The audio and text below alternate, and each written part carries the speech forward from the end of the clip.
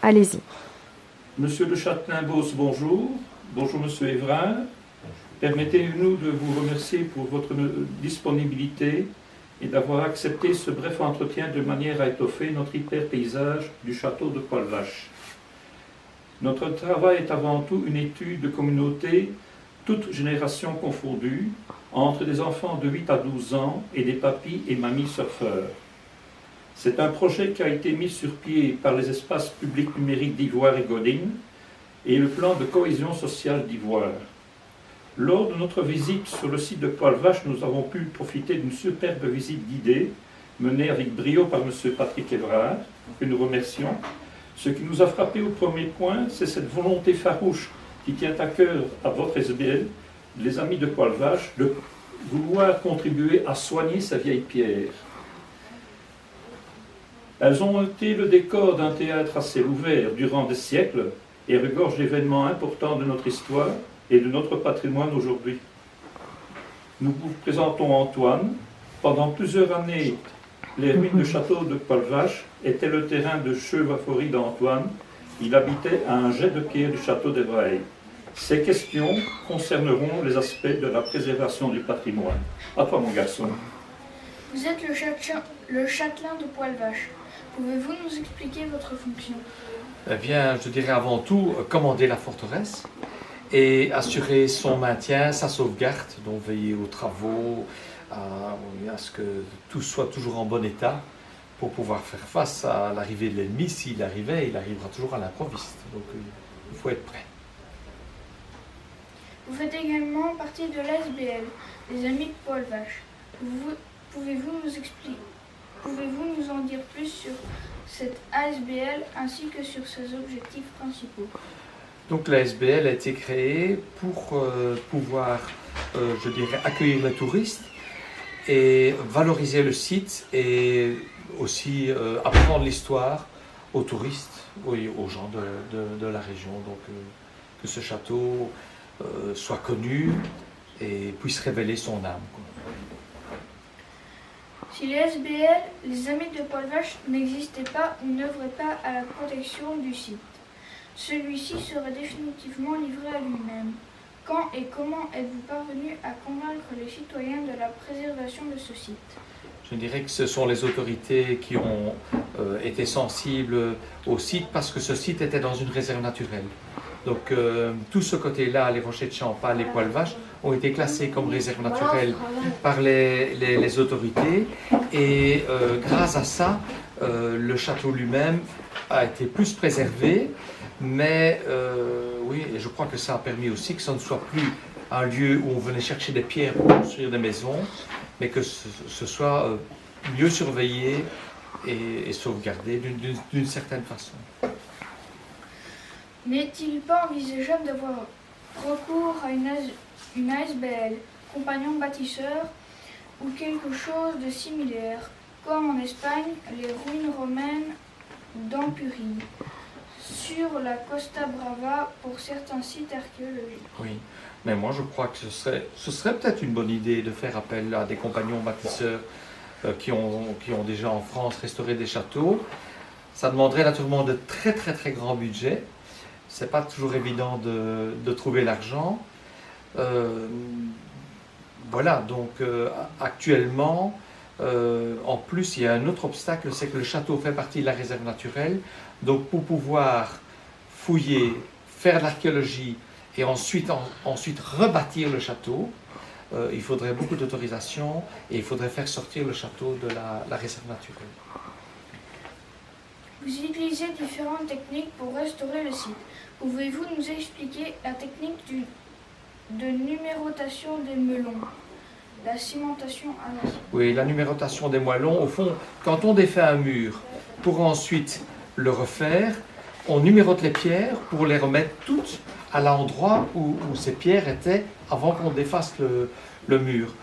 Alors, les techniques aujourd'hui, et je crois que là, Patrick a suivi ça encore plus près que moi, les techniques aujourd'hui, ce sont des techniques à la chaux qui permettent de refaire des murs comme on les faisait au Moyen-Âge. Jusqu'à quelques années, on n'employait pas cette méthode pour Poil-Vache, on employait la méthode du gullitage, qui permet d'insérer, d'injecter du ciment, du béton dans les vieux murs. Mais cette technique est moins naturelle. Ici, aujourd'hui, on est revenu à la technique ancienne, c'est-à-dire faire les murs en moellon, comme avec de la chaux. Comme on les fait avec de la chaux, il faut les défaire, les numéroter, et puis on les reconstruit avec de la chaux, donc avec les matières qu'on utilisait au Moyen-Âge. Le gunitage donc, Guy évoquait, est une technique qui était plus facile parce qu'en fait c'est une projection, donc on a une espèce de canon et on projette du ciment sur le mur et comme c'est projeté avec beaucoup de pression, le ciment va colmater toutes les brèches dans le mur et ça consolide le mur. L'inconvénient c'est que c'est du ciment qui n'est pas à la chaux, donc c'est du ciment moderne et ce ciment résiste moins bien aux infiltrations d'eau. Donc ça veut dire qu'après quelques années, il y a de nouveau des fissures, ça éclate de nouveau et il faut tout recommencer. Tandis que la chaux, elle est souple et elle permet à l'eau de vivre plus naturellement dans les murs. Et alors on peut voir les deux exemples à poil vache. Si tu rentres dans la partie château, donc après les deux grilles, le mur de droite, ça c'est la technique donc, de cette projection de ciment. Par contre, si tu rentres, tu vas au-dessus dans le centre même du château, la bâtisse château, là il y a la nouvelle technique à la chaux qui a été utilisée l'année passée. De plus, la perte du savoir-faire des professionnels est à ce point inquiétante selon vous. Certaines techniques disparaissent en quelques dizaines d'années. Les écoles du métier perdraient-ils ce savoir-faire des anciens bâtisseurs ?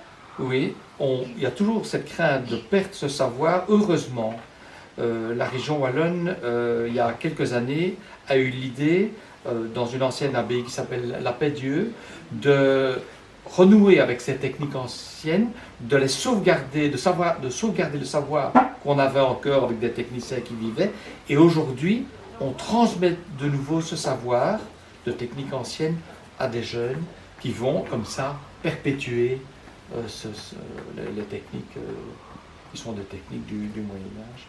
Donc ça c'est très intéressant et on a déjà eu plusieurs fois la visite du spécialiste Jacques de Pierrepont qui est venu plusieurs fois à Poil-Vache pour faire part pour examiner sur place et conseiller en fonction de ces techniques qui sont maintenant qui sont encore toujours bien connues.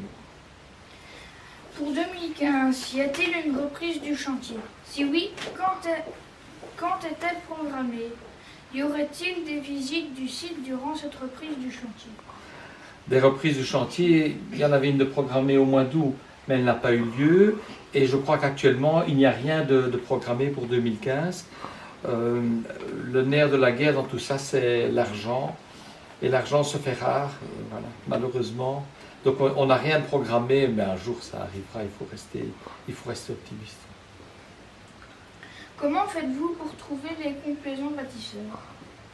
Actuellement, on n'a pas des compagnons bâtisseurs. Ce sont des gens, des bénévoles qui sont intéressés par des techniques anciennes et qui viennent restaurer un mur et puis l'autre. Donc on fait appel, on le fait savoir à des gens qu'on sait être intéressés par l'apprentissage de ces méthodes et l'application de ces méthodes. Mais donc, pour l'instant, il n'y a rien de prévu, il n'y a pas de visite prévue à moyen terme. Durant ces années écoulées, quelle a été, selon vous, la meilleure surprise découverte lors de vos travaux de rénovation à Poil-Vache ou ailleurs? Ça, c'est une très bonne question. Il y a sûrement pas mal d'objets qui ont été découverts, mais ils ont été pour la plupart mis en réserve à Namur. Donc certaines caves ont été mises à jour, peut-être, certaines citernes à eau. Une bonne surprise, c'est d'avoir remis peut-être justement en état une ancienne citerne à eau qui maintenant permet, lors de visites et quand on raconte des contes, de recevoir les gens dans une ancienne citerne à eau dont les murs sont superbes Et voilà, donc ça c'est une bonne surprise d'avoir programmé la restauration de cette citerne. Sinon, je dirais l'essentiel dans le château, tout doit être encore fouillé. Il n'y a vraiment que la partie château qui a été fouillée, la partie village qui est derrière, qui est très grande, n'a jamais été fouillée. Et donc je crois qu'il y a beaucoup de surprises en réserve. Il y aura des choses extraordinaires, mais il faut pour ça que l'argent arrive et qu'on fouille le château. Et pour terminer avec ces questions concernant le patrimoine, quels sont vos souhaits dans l'entreprise de rénovation que vous menez à bras le corps à Poil-Vache?